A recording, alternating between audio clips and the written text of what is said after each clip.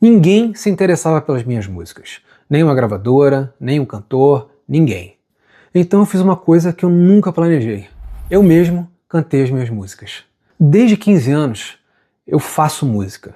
Eu sempre tive banda de rock, de pop, desde muito cedo. Meu primeiro show foi aos 15 anos de idade, no meu aniversário de 15 anos de idade. Inclusive tem até registro disso. Mas cantar eu sempre fiz como uma necessidade, tapar um buraco, porque em todas as bandas ninguém queria ser o cantor. O cara queria ser o guitarrista, baterista, ninguém queria tocar baixo e cantar. Então eu toquei os dois, toquei baixo e cantava. Naquela época, né? Mas eu sempre tive essa veia de compositor, eu sempre fiz as músicas. Toda vez que tinha uma banda, um trabalho original, eu queria fazer música.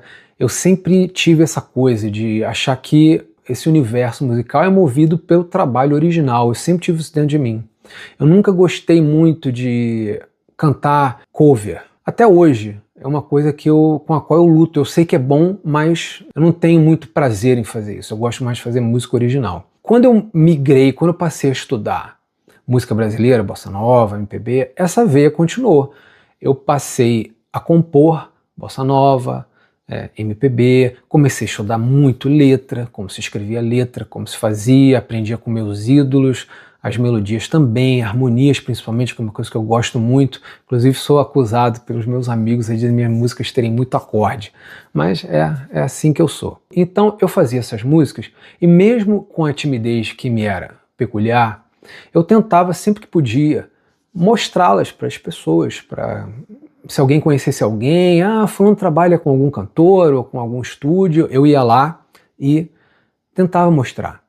E nunca dava em nada. E no início tudo bem, né? Você vai seguindo ali, mas aquela coisa ia me perseguindo. E sempre que eu podia, eu mostrava para alguém que conhecesse, que fosse amigo de alguém famoso, porque o sonho naquela época era ter a sua música gravada para alguém famoso, artistas famosos. Toda vez que eu cantava era para tapar algum buraco, uma banda que não tinha cantor, ninguém queria cantar e tudo mais. E eu também não gostava da minha voz. Eu realmente tinha um horror da minha voz era muito aguda, enfim, me incomodava. Então não era uma coisa que eu tinha como objetivo artístico. Mas com o tempo eu fui trabalhar no estúdio, eu inclusive já gravei um vídeo falando sobre isso, em 2002, um estúdio que fazia trabalhos para a TV Globo durante muitos anos, muitos trabalhos, gravei com muitos artistas, atores, era uma correria muito grande, aprendi muita coisa, trabalhei com músicos da mais alta qualidade. E nesse estúdio aí, também a mesma coisa, toda vez que tinha oportunidade eu mostrava uma música, porque eu era o técnico do estúdio, né? Técnico já é olhado assim, com todo respeito, é como se fosse um patamar inferior ali. Eu lembro que eu tinha mais responsabilidade do que eles e eu ganhava menos. Mas nesse estúdio mesmo, sempre que havia oportunidade, eu mostrava para um, falava para outro, todo mundo ficava assim, pô, você faz música também e tal, não sei o que, aquela surpresa. Às vezes artistas chegavam lá, eu conversava, mas nunca ninguém se interessou. Todas as vezes que eu mostrei, nada aconteceu. Às vezes havia oportunidade no estúdio porque ia gravar disco de alguém ou ia gravar alguma música para novela. E eu me candidatava, né, porque era uma grande oportunidade e nada acontecia. Então, cara, depois de muito tempo de não, você acha, cara, minhas músicas realmente não são boas. Não é possível, porque escolheram a do fulano, não a minha. Escolheram a do Beltrano, não a minha. E chega uma hora que começa a te incomodar. Aquilo começa a incomodar de verdade.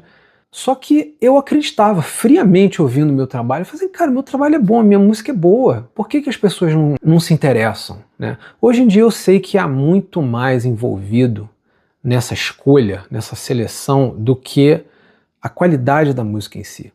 Tem conhecimento, amizade, essa parte social vale muito. Se você já tem um histórico, se você tem um histórico de sucesso, a probabilidade de te chamarem para escolherem uma outra música tua é muito maior. Para você entrar num trabalho novo, você precisa de experiência, mas como é que você vai ter experiência se você não tem um trabalho novo? É a mesma coisa, é a mesma situação, era isso que eu vivia. Aquilo estava me incomodando demais, porque eu queria que o meu trabalho saísse. Eu já tinha gravado um disco no meu home studio que não estava tão legal, mas eu falei assim, cara, eu tenho a oportunidade de gravar um disco legal aqui de verdade, nesse estúdio, com esses músicos, e assim eu fiz. E acabei gravando, mais uma vez, porque não tinha ninguém para gravar. Ninguém se interessou, e eu falei, sou eu mesmo, eu vou ter que matar no peito e chamar a responsabilidade, e foi isso que eu fiz. Mesmo não achando minha voz lá essas coisas, mas eu acreditava nas minhas músicas, acreditava nos meus arranjos, naquele projeto, achava que ia dar certo, achava que ia parar na América do Norte, porque o trabalho era todo em inglês, e acabou indo parar no Japão. Então, o conselho, a lição que fica aqui é a seguinte, inclusive é uma mentalidade de negócios mesmo, de business. Se ninguém quer fazer para você, se ninguém quer gravar suas músicas, grave você mesmo. Faça você mesmo. Hoje em dia nós vivemos na era do faça você mesmo. Hoje em dia você pode montar um estúdio no seu quartinho que a qualidade vai ficar ótima. Na minha época não, era bem fraca. Mas hoje em dia, às vezes é impossível dizer se foi gravado no quarto, se foi gravado no estúdio. Tem cantores aí que apareceram que são extremamente famosos que se vangloriam de terem gravado o disco num quarto. E faz todo sentido. Eu mesmo gravo ali atrás, ó. Aqui, que é praticamente a minha cozinha, é onde eu gravo os meus discos, é onde eu gravei todas as minhas músicas aqui. Hoje, isso não tem mais tanta importância. É claro, se você puder ter um estúdio maravilhoso, tenha. É sempre bom melhorar a sua qualidade, mas não é mais necessário para você entregar uma coisa boa. Mas a questão toda é, se ninguém quer trabalhar com você, gravar suas músicas, ou seja qual for a sua área, porque essa lição vale para qualquer área, faça você mesmo, corra atrás. Tem aquele ditado, né? Quer bem feito, faça você mesmo. Mas às vezes não é bem feito, quer que aconteça. Se quer que a coisa aconteça, saia da ideia, do campo das ideias e se concretize no nosso mundo aqui material, faça você mesmo, porque se ficar esperando juntar um time e a situação não vai acontecer. Hoje em dia é muito mais fácil de se realizar esse tipo de coisa. Portanto, não perca o seu tempo. Você tem alguma ideia para ser realizada? Faça você mesmo. Corra atrás, que a probabilidade de dar certo vai ser muito maior. Hoje em dia, eu sou um artista, hoje em dia eu tenho 15 mil ouvintes mensais no Spotify, estou lutando arduamente para que esse número suba sempre, e o resultado está aí, de uma eventualidade, pela falta de alguém com quem dividir um trabalho, eu estou aqui mostrando a minha cara, goste você ou não do meu trabalho, ele está aí. Inclusive convido vocês a ouvir o meu trabalho, o link do Spotify está embaixo, acho que é do Submit Hub, tem vários, tem Apple, não sei qual que vocês usam. Então, de uma circunstância surgiu uma carreira, porque o meu disco foi parar no Japão e tem toda uma história que eu já contei em outros vídeos, deve estar por aqui. Se você quiser ouvir a minha música, vai ser o maior prazer, o link está aqui embaixo também.